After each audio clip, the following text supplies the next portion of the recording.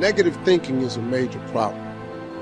If you're trying to be successful or happy, you have no room for negativity. Big thinking gets rid of negativity.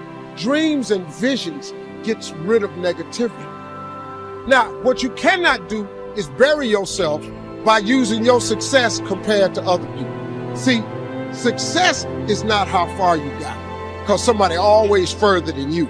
Success ain't how far you got. Success is how far you got from where you started.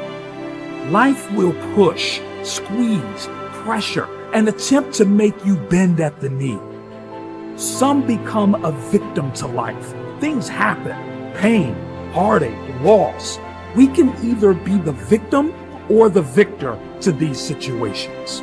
So until your mind is open to the possibilities that I can do this, you would never be able to do it. Once the mind starts to believe it can be achieved, it then, only then, does it start to break down tactically how we can do this. Until then, you're gonna always lose.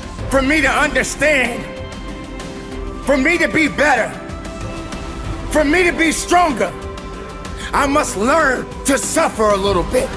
I must learn to struggle a little bit. I cannot reap the rewards of success without understanding about struggles. If you want to go somewhere that only you would go, if you want to create something new and really live a life that was meant for you, because it's literally crafted by you, you have to take the first steps on faith. If you have a dream, don't just sit there. Get your ass up and make something happen. Sometimes you just have to move. Do something. Make a call. Reach out to someone. Google something. Learn something new. Set out what you believe in. Lay out the power you have. Actually, lay out the power that you have always had. Use this, become this, and have it. Your power can take you, put you on your path to your success, to the place where you succeed.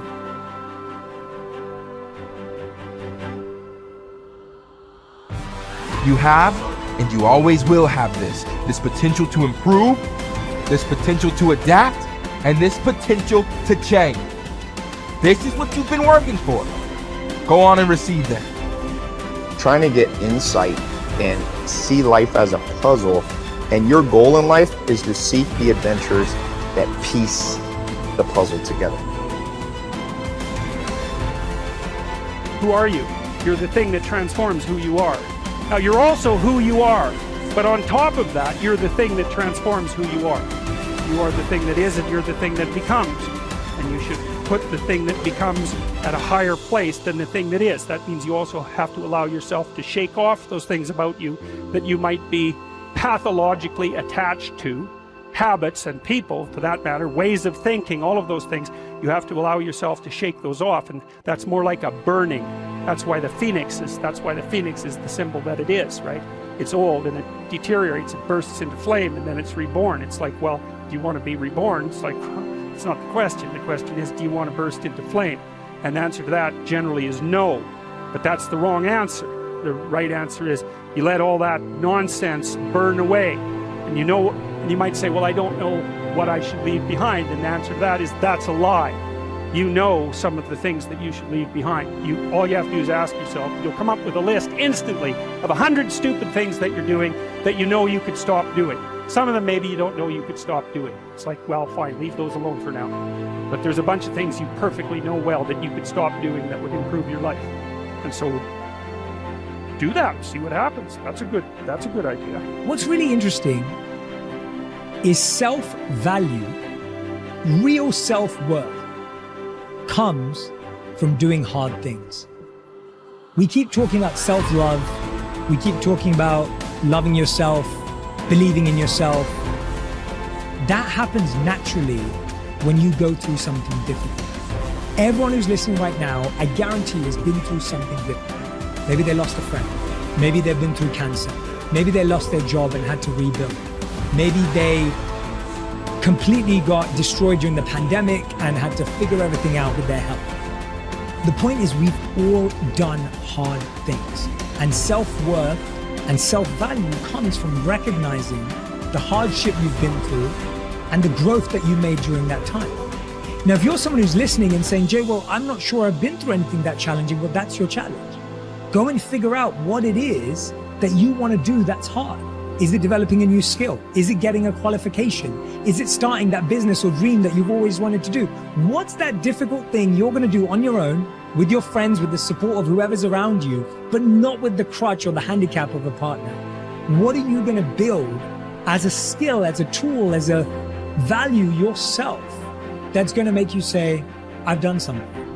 And that's the beginning of it. The beginning is, I've done something and I did that and I can do that. And when you do that, yes, there's going to be, you're going to validate the wrong things. You're going to give yourself praise for the wrong things. You're going to go through ego. You're going to do all of that. But there's still a belief of, I can do hard things. I can do hard things by myself. And I know what value I bring to a relationship. Persistence is self-discipline in action. Your ability to persist in the face of all setbacks and temporary failures is essential to success in life. Napoleon Hill said, persistence is to the character of man as carbon is to steel. The primary reason for success is persistence. And likewise, the primary reason for failure is lack of persistence, quitting too soon. There is a direct link between self-discipline and self-esteem. Each time you discipline yourself to do what you should do when you should do it, whether you feel like it or not, your self-esteem increases. Each time you persist and force yourself to continue on, even when you feel like quitting, your self-esteem goes up.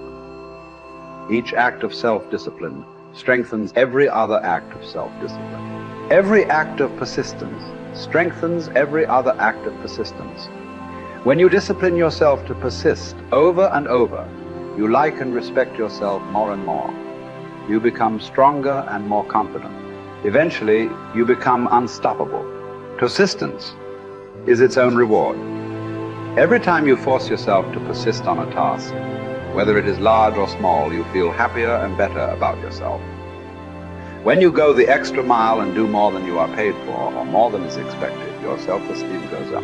You feel more powerful and in greater control of your life. In your career, when you go the extra mile, you put yourself on the side of the angel. The primary difference between winners and losers in life is simple. Winners never quit and quitters never win. You can increase your ability to persist by talking to yourself positively. Say these words, I am unstoppable. Before you begin any major undertaking, pre-program yourself by telling yourself, I never give up. Before you can achieve anything worthwhile in life, you have to pass the persistence test. This is usually a snap quiz sprung on you unexpectedly with no warning. You suddenly face a major setback, problem, temporary failure, or even a complete disaster. When this happens, remind yourself that this is the testing time. This is when you demonstrate what you are really made of. This is when you show yourself and others the strength of your character and your true determination to succeed, your ability to respond effectively to setbacks. Your level of response, ability, is the measure of your readiness to succeed. When you experience a major setback or problem, you will feel temporarily stunned. This feeling is very much like a punch in the emotional solar plexus. You will be stopped for a few seconds or a few minutes. During this period, you will often feel discouraged or experience self-pity. You will say, why me? However, it is not how far you fall that counts, but rather how high you bounce. Your aim is to bounce back as quickly as possible. Resilience in the face of unexpected reversals is vital to long-term success.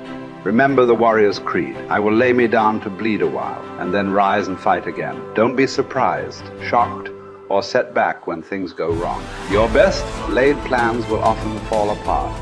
Instead, expect disappointments and setbacks as a part of life. Take a deep breath, pick up the pieces, and continue onward. Our minds, our thinking controls our destinies here on Earth to a degree totally unsuspected by the great majority of people. When you think about it a moment, it becomes so obvious, so clear and simple. Well then, if we become what we think about, and if we can control our minds, we can pretty well tell our own future. And that's the point I want to make. That's what I meant when I said earlier that each one of us is the architect of the structure fashioned by our years. This means that if we're confused about what we wish to become or accomplish, our lives, our environment will mirror that confusion. It also means that if we know what it is we seek, that it must be accomplished. Barring an act of God or a catastrophe over which we have no control, we as individuals can call our own shots for the rest of our lives. We can know what it means to go through life from one success to another, to play life according to the rules and reap the rewards. We can know what it means to have peace of mind and live calm, cheerful, successful lives. You are at this moment the sum total of your thoughts to this point, for there is nothing else you can be. And 5 years from now, you can be and have anything you set your entire mind and heart upon.